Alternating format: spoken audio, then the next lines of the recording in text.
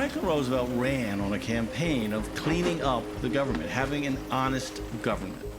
But what he's really out there doing, he's just convincing people that he cares about them.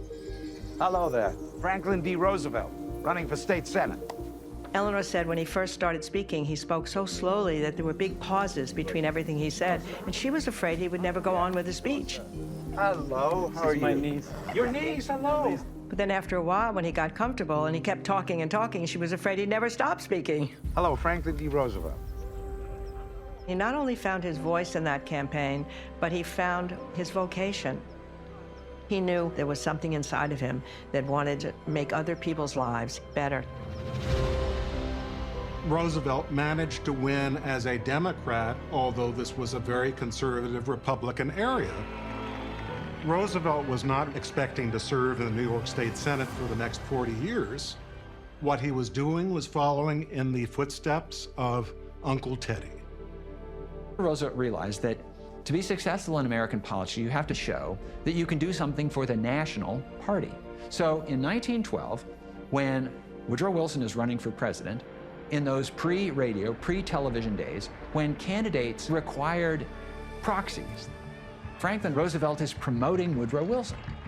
And he's campaigning against his cousin, Teddy, the man that he idolizes. He realized this was a great opportunity for the Democrats to win the election, but more importantly, that this would give him an inside track into getting into Washington and getting out of the state legislature.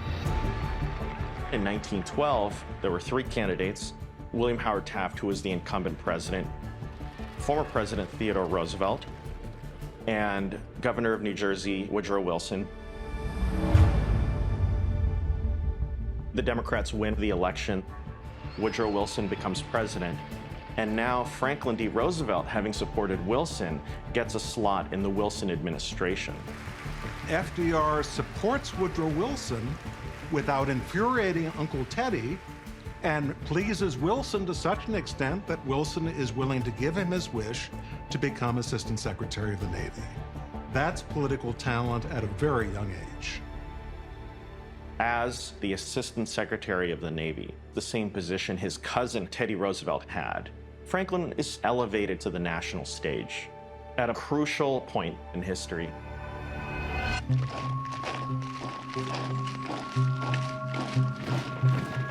In August 1914, World War I breaks out in Europe.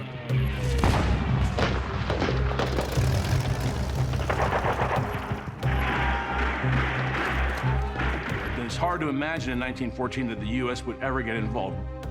As Assistant Secretary of the Navy, Franklin is perpetually impatient.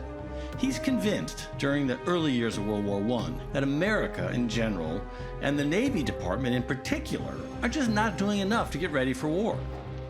Franklin is constantly pushing to expand the Navy, sometimes going around his superiors' instructions to do so.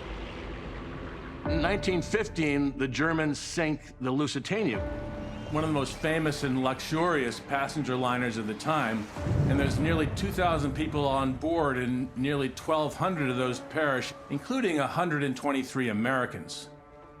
This almost causes war, but there's, a real pushback inside the United States about going to war. Then in 1917, the Germans send a telegram to the government of Mexico saying, if you declare war on the United States, we will give you support to take back the lands you lost in the Mexican-American War. Woodrow Wilson finally was out of options for neutrality. And the United States joined World War I in April of 1917.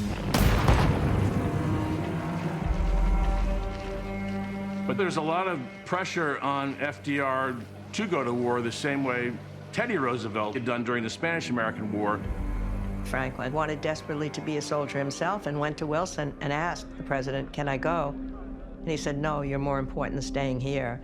So even so, he wanted at least to be able to go over and visit the troops. So in 1918, FDR arrives in France and tours a number of these battlefields and was immersed in the horrors of the war. Saw with his own eyes and heard with his own ears the savage onslaughts of the Germans against the Allies. There are a lot of weapons systems that are introduced in World War I for the first time. Airplanes, tanks. machine guns, and the other are artillery pieces, which are so powerful and so destructive that they can literally vaporize people. It's an unprecedented level of killing and an unprecedentedly gruesome level of killing. He describes being on the battlefield and hearing the whistle of German shells flying overhead and exploding nearby. We passed on to the south slopes of Fort Douaumont, a quarter of a mile beyond. And sure enough, the long, whining whistle of a shell was followed by the dull boom of the explosion.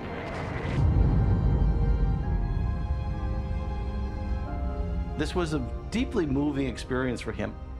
Franklin Roosevelt truly believed that America had a moral responsibility as well as a political responsibility to be a player on the world stage. In 1918, the Allies win World War I. A lot of the unsolved problems of America remain below the surface. Men have to return to jobs. Some of these jobs are still available, some of them aren't.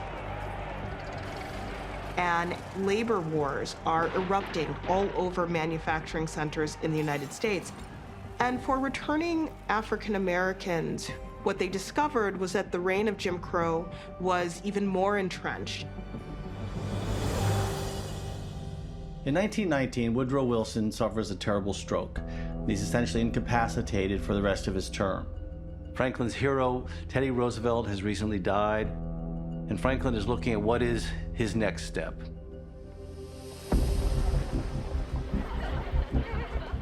In 1920, women had just gotten the vote. FDR was good looking. The Democrats wanted a good looking guy to run for vice president. And so FDR got on the ticket with Governor Cox of Ohio, the Democratic candidate, who probably knew he was going to lose. For a young Assistant Secretary of the Navy to leap from that job to the national ticket as candidate for vice president, this was the gift of all times, because Roosevelt knew that even if Cox lost, FDR would be a well-known presidential figure of the future. James Cox loses. It was a disaster for the Democrats, but Roosevelt comes out. He's now this national figure, and everybody knows him. And he is seen as one of the most appealing Democrats in the country.